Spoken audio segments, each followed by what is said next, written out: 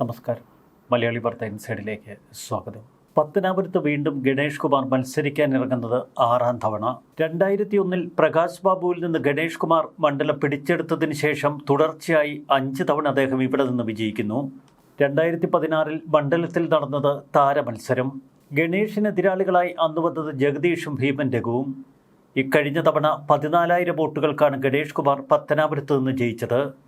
എന്നും വിവാദങ്ങളുടെ നടുക്കടലിലാണ് കെ.പി. ഗണേഷ് കുമാർ. എന്നാൽ പത്തനാപുരത്തുകാർക്ക് ഗണേഷിന് വലിയ വിശ്വാസം. ഇക്കുറി അത് അടപടലം മറിയുമെന്നാണ് മണ്ഡലത്തിൽ നിന്നുള്ള സൂചനകൾ. കഴിഞ്ഞ കുറേ കാലമായി ജ്യോതികുമാർ ചാമക്കാല മണ്ഡലം ഇളക്കി മറിക്കുകയാണ്. ഇക്കുറി ഗണേഷ് കുമാർ തെരഞ്ഞെടുപ്പ് പ്രചരണം തുടങ്ങുന്നതിൻ്റെ ഒരൊറ്റ ദിവസം മുൻപാണ് NSS നേതൃത്വം ഗണേഷ് കുമാറുമായി ഇടയുന്നത്. എല്ലാ കാലത്തും പത്തനാപുരത്തെ NSS തന്നെയാണ് ഗണേഷ് കുമാറിൻ്റെ ഏറ്റവും വലിയ ശക്തി.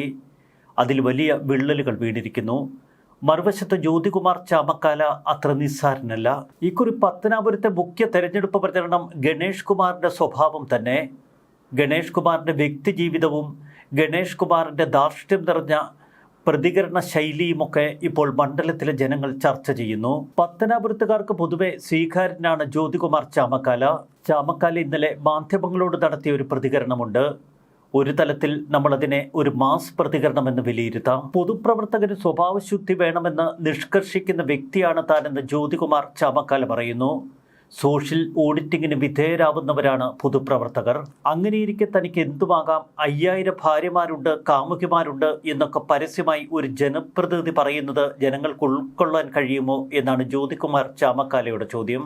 LDF സ്ഥാനാർത്ഥി കെ.പി. ഗണേഷ് കുമാർ അടുത്ത കാലത്ത് ചെന്നുപെട്ടത് നിരവധി വിവാദങ്ങളിൽ. ആ വിവാദങ്ങൾ ഒന്നുകൂടി മണ്ഡലത്തിലെ വോട്ടർമാരെ ഓർമ്മപ്പെടുത്തുകയാണ് ജ്യോതികുമാർ ചാമക്കാല. എനിക്ക് 5000 ഭാര്യമാരില്ല, ഒരു ഭാര്യയും 2 മക്കളുമാണുള്ളത്. നല്ല സന്തുഷ്ടമായ കുടുംബജീവിതം നയിക്കുന്നു. ഭാര്യ എന്നെ തല്ലിയിട്ടില്ല, എന്നെ നാട്ടുകാരും തല്ലിയിട്ടില്ല, ഞാൻ തിരിച്ചും തല്ലിയിട്ടില്ല എന്നാണ് ജ്യോതികുമാർ ചാമക്കാല പറയുന്നത്. പൊതുപ്രവർത്തകർക്കുണ്ടാകേണ്ട അടിസ്ഥാനപരമായ മൂല്യങ്ങൾ ഉയർത്തിപ്പിടിച്ചുകൊണ്ട് തന്നെയാണ് താൻ ഈ തെരഞ്ഞെടുപ്പിനെ നേരിടുന്നത്. വിവാദ വിഷയങ്ങൾ ചർച്ചയാകും എന്ന കാര്യത്തിൽ സംശയമില്ല. നമ്മൾ ആരും പറയേണ്ടതില്ല, ജനങ്ങൾ അതൊക്കെ ചർച്ച ചെയ്യും. ഇക്കുറി തെരഞ്ഞെടുപ്പ് ഫലം വരുമ്പോൾ ജനങ്ങൾ തന്നെ ചേർത്ത് നിർത്തുമെന്ന് എനിക്ക് ഉറപ്പുണ്ട് എന്നാണ് ജ്യോതികുമാർ ചാമക്കാല മാധ്യമങ്ങളോട് പ്രതികരിച്ചത്. തെരഞ്ഞെടുപ്പിൽ പരാജയപ്പെട്ടാലും ജയിച്ചാലും ഈ മണ്ഡലത്തിൽ സജീവമായി ഉണ്ടാകുമെന്ന് കഴിഞ്ഞ തവണ താൻ വാക്ക് തന്നിരുന്നു. കഴിഞ്ഞ 5 വർഷമായി മണ്ഡലത്തിൽ സജീവമായി നിന്നയാളാണ് ഞാൻ. അവരുടെ സുഖദുഃഖങ്ങളിൽ ഒപ്പം നിൽക്കുമെന്ന് ഉറപ്പ് നൽകിയിരുന്നു. അത് അക്ഷരം പ്രതി പാലിച്ചു. വിവാഹങ്ങൾക്ക് ക്ഷണിക്കുമ്പോൾ താൻ അവിടെ പോകും. മരണവീടുകളിലെത്തി ബന്ധുക്കളെ ആശ്വസിപ്പിച്ച് അനുശോചനം രേഖപ്പെടുത്തുക എന്നത് പൊതുപ്രവർത്തകൻ അടിസ്ഥാനപരമായി ചെയ്യേണ്ട ഒരു കാര്യമാണ്. എന്നാൽ അതിൻ്റെ പേരിൽ വലിയ വിമർശനങ്ങൾ എതിർ സ്ഥാനാർത്ഥിയുടെ ഭാഗത്തു നിന്ന് പലപ്പോഴും ഉണ്ടായിട്ടുണ്ട്. ശവപ്പെട്ടി കച്ചവടക്കാരൻ്റെ മനസ്സുള്ള ആളാണ് താനെന്നും ശവം തിരി എന്നുമൊക്കെ പറഞ്ഞ് തന്നെ അധിക്ഷേപിച്ചിരുന്നു. താൻ ഒരു ഘട്ടത്തിലും പ്രതികരിച്ചിട്ടില്ല. അതിനൊക്കെ പ്രതികരണം ജനങ്ങളുടെ ഭാഗത്തു നിന്നുണ്ടാകുമെന്നാണ് ജ്യോതികുമാർ ചാമക്കാല പറയുന്നത്. മരണവീടുകളിലെത്തി ബന്ധുക്കളെ ആശ്വസിപ്പിക്കുന്നത് തെറ്റാണെങ്കിൽ ആ തെറ്റ് ഞാൻ ഇനിയും ആവർത്തിക്കും.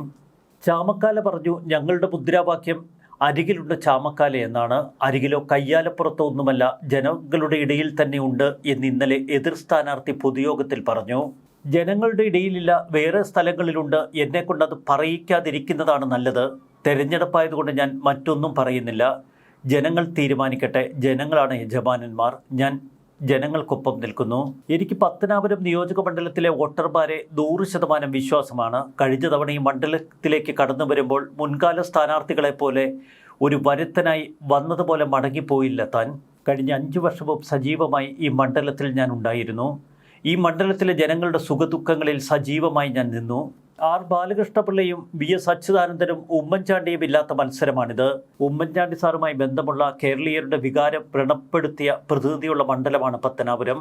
ഈ തെരഞ്ഞെടുപ്പിൽ അവരോട് നീതി പുലർത്തണം, പ്രത്യേകിച്ച് ഉമ്മൻചാണ്ടിയോട്. അതിന് മണ്ഡലത്തിലെ വോട്ടർമാർ സജ്ജരാണ് എന്ന കാര്യത്തിൽ സംശയമില്ല. കൃത്യമാണ് ചാമക്കാലയുടെ വാക്കുകൾ.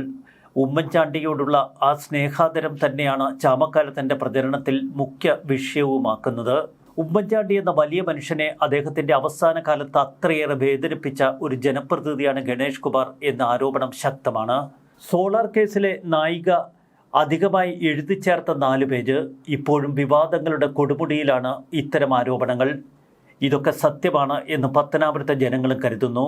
ഉമ്മൻചാണ്ടിയെ ഇത്രയേറെ അപമാനിച്ച, അധിക്ഷേപിച്ച മറ്റൊരാൾ കേരളത്തിലില്ല. അതുകൊണ്ട് തന്നെ ഗണേഷ് കുമാറിനെ തോൽപ്പിക്കണമെന്ന് ജ്യോതികുമാർ ചാമക്കാല പത്തനാപുരത്തെ ജനങ്ങളോട് പറയുമ്പോൾ അവർ എങ്ങനെ പ്രതികരിക്കും? മറുവശത്ത് ഗണേഷ് കുമാറിനെതിരെ നിരവധി വെളിപ്പെടുത്തലുകളാണ് അടുത്ത കാലത്ത് നമ്മൾ കേട്ടത്. NSSന്റെ നേതാവ് തങ്കപ്പൻ പിള്ള ഉൾപ്പെടെ എത്രയെത്ര പേർ രൂക്ഷമായ മറുപടിയുമായി രംഗത്തെത്തിയിരുന്നു. എന്തായാലും ഒരു കാര്യം ഉറപ്പാണ്, ഇക്കുറി പത്തനാപുരത്തെ മത്സരം അത്ര നിസ്സാരമായിരിക്കില്ല. കഴിഞ്ഞ 5 തവണ മണ്ഡലം തൂക്കിയെടുത്തു എന്നൊക്കെ അവകാശവാദം ഉന്നയിക്കുന്ന ഗണേഷ് കുമാർ ഇപ്പോൾ വിയർക്കുന്ന കാഴ്ചയാണ് പത്തനാപുരത്ത്. പ്രത്യേകിച്ച് ഇന്നലകളിൽ ഗണേഷ് കുമാർ ചെയ്തു കൂട്ടിയ ചെയ്തികൾ ഇപ്പോൾ ഗണേഷ് കുമാറിനെ വേട്ടയാടുന്നു. ബാലകൃഷ്ണപിള്ളയെ സ്നേഹിക്കുന്നവർക്ക് വരെ ഗണേഷ് കുമാറിനൊപ്പം നിൽക്കണമോ എന്ന ശങ്ക. മറുവശത്ത് ബാലകൃഷ്ണപിള്ള പറഞ്ഞ കാര്യങ്ങൾ തന്നെയാണ് മണ്ഡലത്തിലിപ്പോൾ എതിരാളികൾ വലിയ പ്രചരണത്തിന് ഉപയോഗിക്കുന്നതും. ഉമ്മൻചാണ്ടിയുടെ കണ്ണീർ വീണ ആ കഥയും കോൺഗ്രസ് പത്തനാപുരത്ത് വലിയ പ്രചരണ വിഷയമാക്കിയിരിക്കുന്നു. ഒപ്പമുണ്ട് NSSും. അതുകൊണ്ട് തന്നെ ജ്യോതികുമാർ ചാമക്കാല ഇക്കുറി വലിയ പ്രതീക്ഷയിൽ.